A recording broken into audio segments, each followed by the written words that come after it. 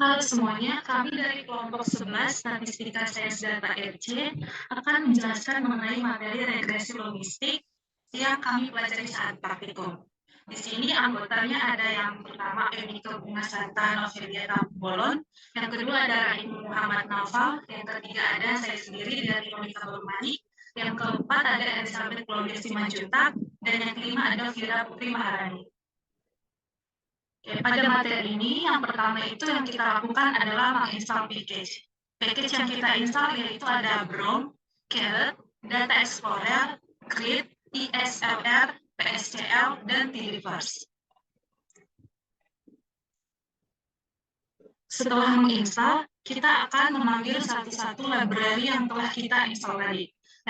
Yang pertama Brom untuk menampilkan tampilan data, kemudian yang kedua ada Carrot yang digunakan untuk membentuk confusion matrix, yang ketiga ada Data Explorer yang digunakan untuk fungsi seperti plot bar, plot histogram, atau plot box plot.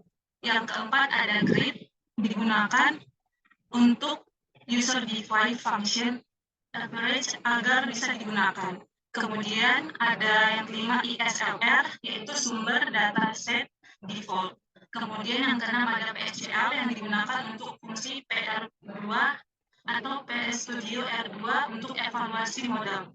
Dan yang terakhir ada Tdiverse yang digunakan untuk membaca, memanipulasi, dan memvisualisasikan data sehingga proses analisis data menjadi lebih terstruktur dan mudah untuk dipahami. Di sini kita memakai dua dataset. Yang pertama dataset yang berasal dari package ESLR dan yang kedua ada landing club dataset. Nah, untuk mempermudah visualisasi, kita akan menggunakan fungsi arrange yang dibuat oleh Stefan Turner, yang dimana VP layout itu digunakan untuk membuat atau mengatur viewport dalam tata letak grid. Di sini VP layout-nya X itu sebagai layout.post.row, kemudian yang Y sebagai layout.post.call atau color-nya. Kemudian ada fungsi array juga yang digunakan untuk mengatur tata letak grid untuk beberapa objek grafis.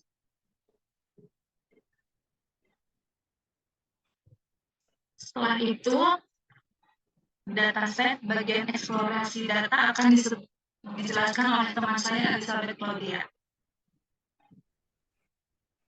Selanjutnya eksplorasi data. Tadi kan kita punya data default. Nah, data default itu dimasukin ke data, lalu kita panggil defaultnya itu. Nanti akan keluar kayak gini. Nah, lanjut kita tuh di sini ada help default. Itu tuh buat ngebantu kita munculin tentang data-data yang ada di bagian sebelah kanan. Nah, ya, di situ. Lanjut, kita ada glimpse. Glimpse itu fungsinya untuk menjelaskan tentang data tersebut. Nah, kalau di sini tuh dia kayak ngejelasin kita punya rows-nya berapa, kolumnya berapa. Nah, jadi dia tuh ngebantu kita untuk ngedapetin gambaran singkat tentang struktur data yang ada. Lanjut, kita ke summary. Nah, summary ini kayak tentang ini sih kayak defaultnya student, terus mean, median, dan yang lainnya. Lanjut, karena kita eksplorasi data, di sini kita ada histogram. Kita bikin histogramnya kayak gini. Ada yang bagian balance sama yang income. Lanjut, kita ke bar plot. Bar plotnya kita panggil default juga karena kita ngambil data dari default. Ada default sama student situ. Lanjut kita bikin box plot. Oke, di sini juga ada dua box plot-nya, ada yang balance sama yang income.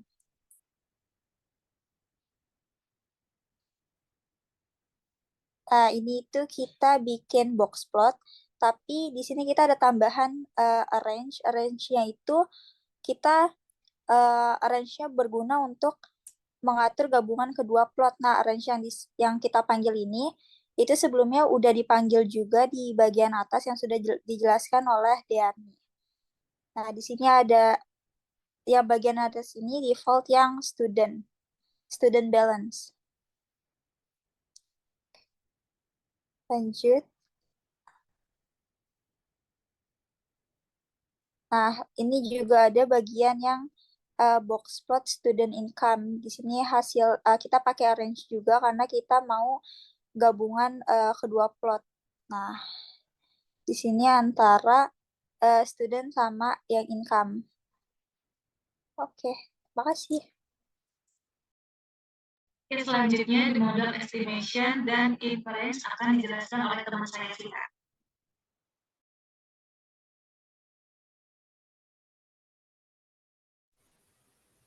The model estimation and inference.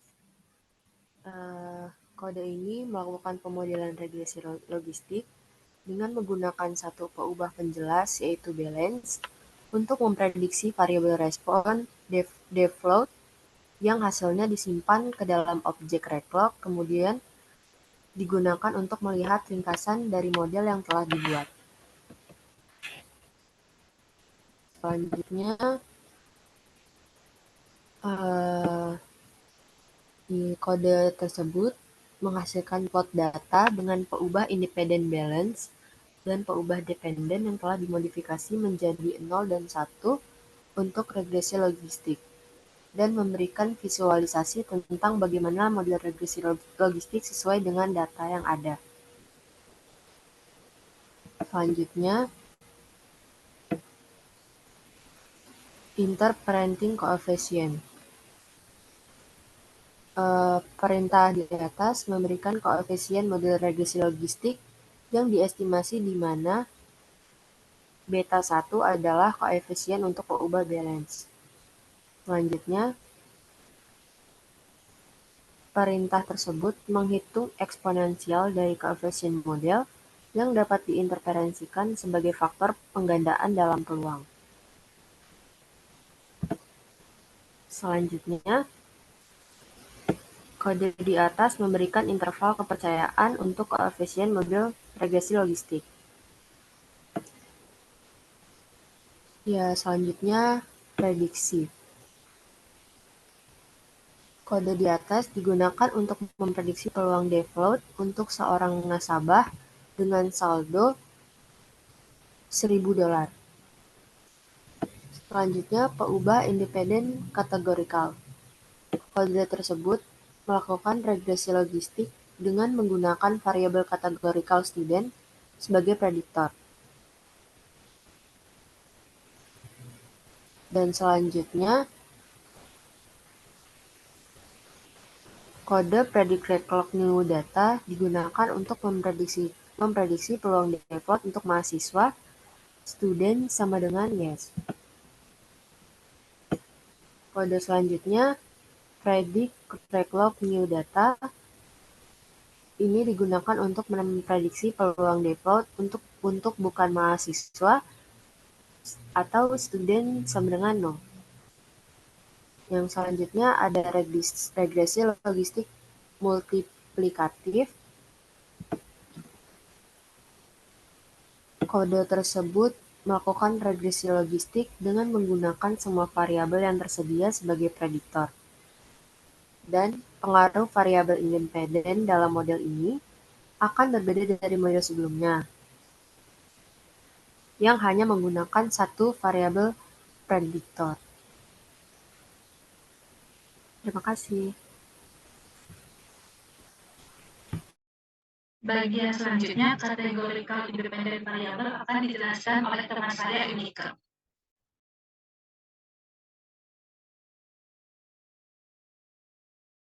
Selanjutnya itu kita akan melihat, tadi kan udah dikasih tahu regresi dari logaritmanya berapa.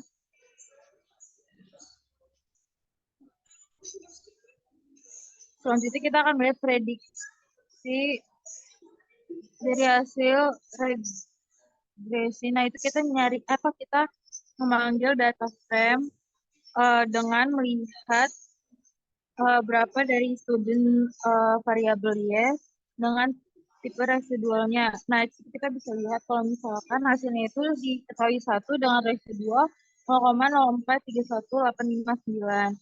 Selanjutnya kita akan melihat dari data frame student dengan variabel no-nya itu dengan hasilnya 1 dengan residual 0,021951. Selanjutnya kita akan melihat summary dari hasil full multiple logistic regression-nya. Itu terlihat kalau misalkan situ ada koefisien dari estimasi standar error-nya dan value-nya. Nah, itu kita bisa lihat kalau misalkan estimasi dari student yes-nya itu min 6,468, terus habis itu standar error-nya 2,363, value-nya min 2,738. Habis itu juga estimasi dari balance dan income-nya bisa terlihat dari layar. Nah, di situ ada keterangan kalau misalkan pola pengaruh pengubah penjelas tidak sama seperti yang dihasilkan pada model sebelumnya karena menggunakan suatu pengubah penjelas di mana sebelumnya student yes bernilai positif. Selanjutnya ada model evaluasi. Di sini ada dari pseudo R2-nya. Nah, itu kita bisa lihat dari variabel max nya itu hasil dari fitting pseudo R2 itu 0,4533916. Habis itu ada fitting nilai dari model pseudonya lagi itu ada 0,004097255. Itu hasil dari regresi yang kedua. Yang pertama, yang tadi itu regresi yang pertama. Habis itu di sini ada dari multiple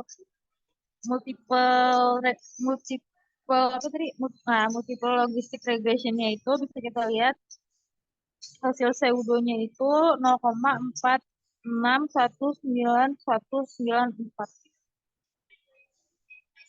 Ya, bagian yang terakhir ada landing cloud dataset yang akan dijelaskan oleh teman saya Radim. Jadi pertama-tama kita inisialisasi data sebagai lawan dengan meread data CSV yang berada di link berikut.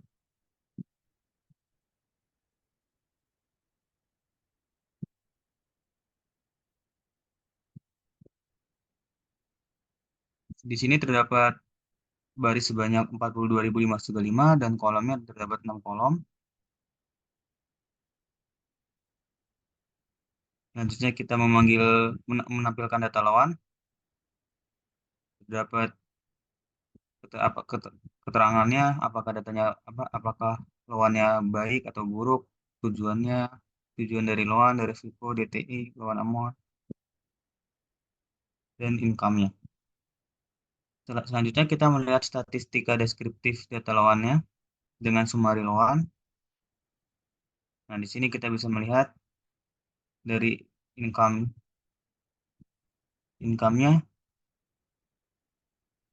data purpose-nya, FICO-nya, ada mediannya, mean.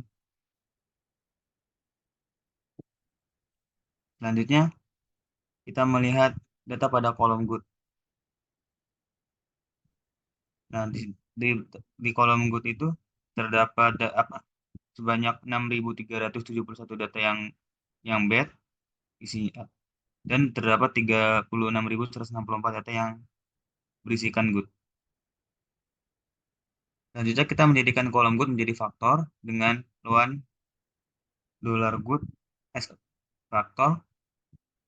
Nah, kita kemudian menampilkan data lawannya dengan memanggil lawan, sehingga sekarang kolom good-nya sudah berubah menjadi faktor. Nah, jika kita membagi data, di sini kita bagi datanya sebagai data trend dan data test.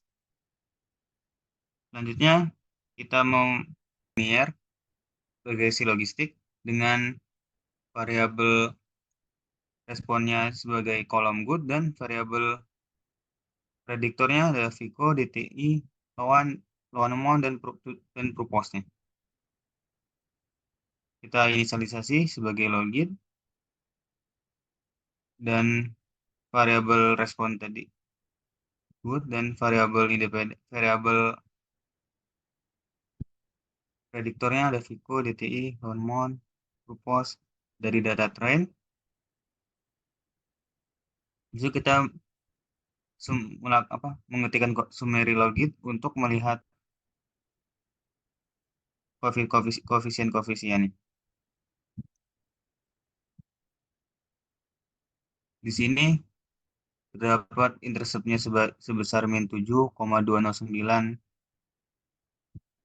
Vico-nya 1,B1, Vico atau B1 sebesar 1,336, DTI sebesar min 1,007 pangkat min 2, dan hormon sebesar min 2, 3,353 kali 10 pangkat min 5, dan seterusnya. Dari sini juga kita dapat melihat hubungan-hubungannya apakah sangat kuat atau tidak dari banyaknya bintang yang terdapat di sisi kiri.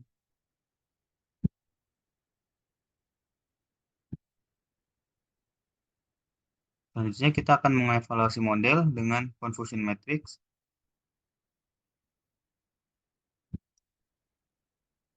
Dari sini kita melakukan tes Blur rate dari data tes yang kita sudah bagi tadi.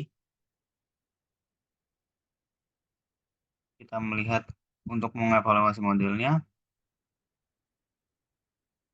Di sini kita mendapatkan akurasinya sebesar 0,7483.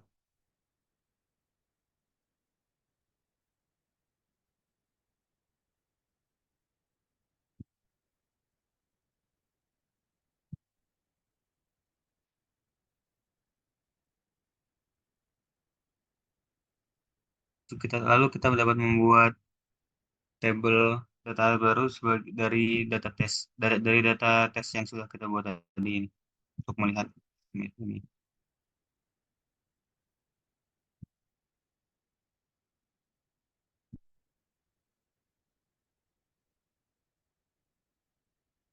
Sekian dari saya.